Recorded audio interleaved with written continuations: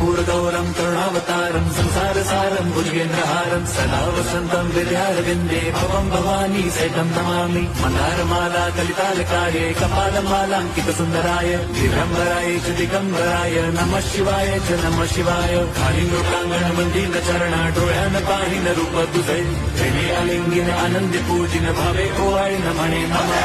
त्वमेव माता पिता त्वमेव बन्धुश्च सखा त्वमेव विद्याधरणं त्वमेव सर्वं मम देवदेव। कायेन वाचा मनसेन्द्रियैर्वा बुद्ध्यात्मना वा प्रकृति स्वभावात् करोमि यद्यत् सकलं परस्मै नारायणायेति समर्पयामि। अच्युतं केशवं राम नारायणं कृष्णदामोदरं वासुदेवं हरिं श्रीधरं माधवं गोपिका वल्लभं जानकीनायकं रामचन्द्रं भजे।